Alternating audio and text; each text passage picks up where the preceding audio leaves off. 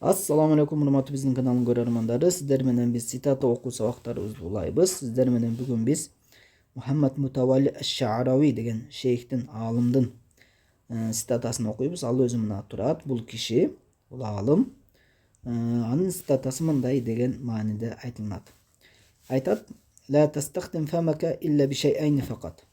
Ас-самту вал-ибтисамату. Ал-ибтисамату ли халил мушкилати, вас-самту ли tajawuziha." Эми буну аракеттерин кандай коюлушун байкаган болушуңуздар керек. Эми буну которуп грамматикалык талдоо кылабыз. Ла тастахдим фамака илля бишей'айни факат деп атат. Нол жерде сүйлөмгө киришерден мурда нол жерде бир услуп колдонулган. Ошол услуп тууралуу сөз кылайлы. Ал услуптун аталышы услубу тахсир деп айтылат. Чектөө услубу. Ла нафия, ла нахия келип атат бул жакта. Бул жакта илля келип атат. Экөө кошулуп туруп услубул тахсирди билдирет. Мындай айтканда, иллядан кийинки келген сөздү чектеп коет. Ушул экөөна гана депчи. Мындай айтканда, иллядан келген сөздү гана, ушуну гана деп чектеп коет. Буну услубу тахсир дейт. Бул жактан нахи же нафи келип туруп, анын илля келе турган болсо, муну ушундай услуп болуп калат. Эми муну ушул нерсени чечмелеп алгандан кийин эмне кылабыз? Дальше которобуз.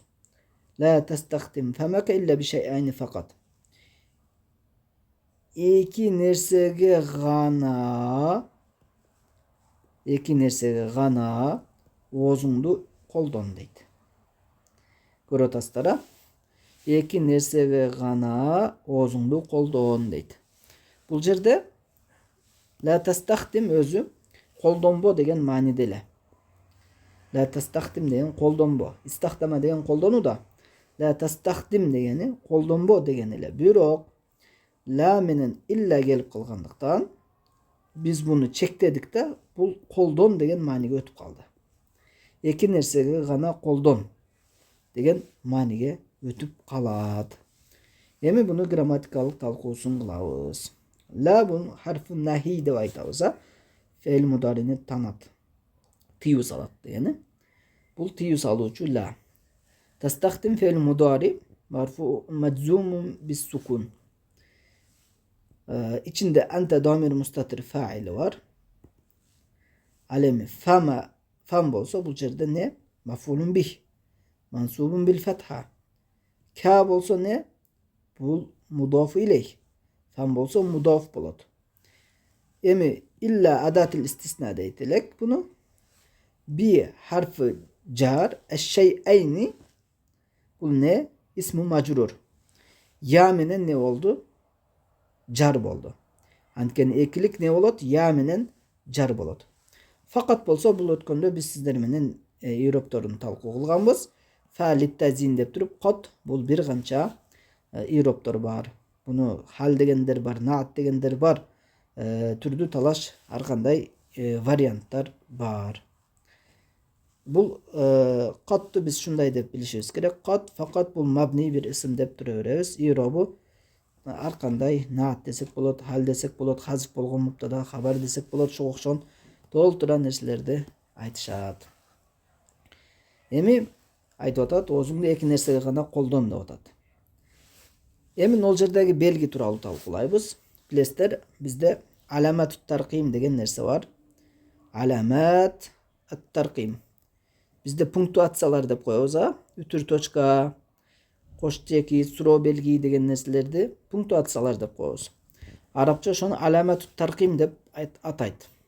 Ал эми биздин алдыбызга бир белги келип атат. Буну биз кош точка десек кыргыз тилинде. Арабча ан-нуктатани раисатани деп аталат бул. Ан-нуктатани ар-раисатани деп аталат. Неге раисиятани? Ан-нуктатани раисиятани деп аталат. Бул бир канча маанилерде колдонулат. Бул жерде маанинин колдонуусу лит-тафсил. Жогорудагы эки шайды деталдаштырып айтып берип атат. Мындай айтканда лит тафсил келет, деталдаштыруу үчүн. Жогоруда эки нерсе деп айтылды да. Детально ошол экөө не? Ошону тafsilen ne кылып атат? Детально айтып берип атат. Ошол үчүн не кылынат? Бул тарким колдонулат. Буну ан-нуктатани рa'сiyatani деп арабча атайбыз. Эми которобуз. Оозуңду эки нерсеге гана колдон деди. Ас-самт вал иптисама. Унчукпоого жана жылмаюуга дейт. Көрдүңүздөр да? Унчукпоого жана жылмаюуга. Ас-самт деп унчукпаганды айтат. Ал эми иптисама деп жылмаюуну айтат. Эми бул экөөнүн иробу эмне болот десек, бул жерде нол кош чекит келип атат. Бул кош чекит нуктатани рa'siyatani. Бул хума деген сөздүн орун басары. Ошондо бул жерде хума деген муптада бар. Ас-самт ошонун хабар болот. Ва харф атф болот. Ал иптисама болсо бунун маътуфу болот. Эми ал-иптисамату ли халлил мушкилат.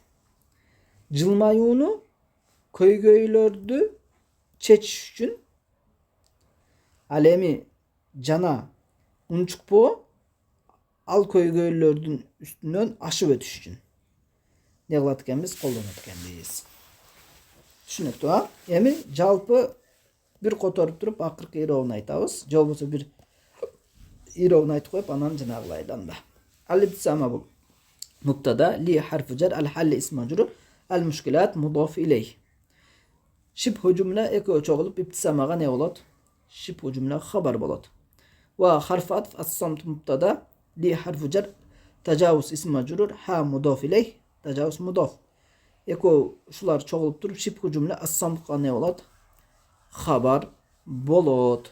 Emi ne kılabız? Sitatanın жалпы başынан аяк которобуз. Айтып атат, өзүңдү эки нерсеге гана колдон дейт. Биринчиси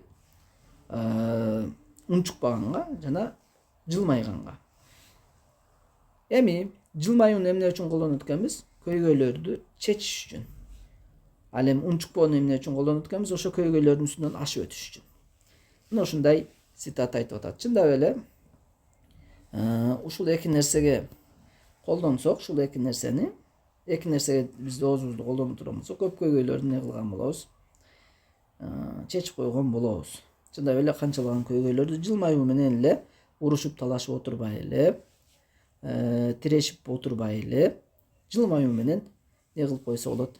Чечип койсо болот көп көйгөйдү. Анан көптөгөн көйгөйлөр бар, алардын үстүнө ашып өтүш үчүн унчукпай койгонубуз не болот? Жакшы болот. Ажылдашып, талашып, тартышып отурбай эле не кылып койсок, унчукпай эле койсок, ал проблеманын үстүнөн не кылып кетебиз? Ашып кетебиз. Көп проблемалар биз өзүбүзгө өзүбүз арттырып алабыз, өзүбүзгө өзүбүз проблемаларды көбөйтүп алабыз. Не себептен? Ошол нерсеге тирешүү жана тилибизди, оозубузду ошол нерсеге көп колдонгондуктан. Ошон үчүн не? Ушундай бир цитаталарды, жакшы бир сөздөргө ой жүгүртүп амал кылууну баарыбызга насип кылсын. Аллах таалам берекесин берген болсун.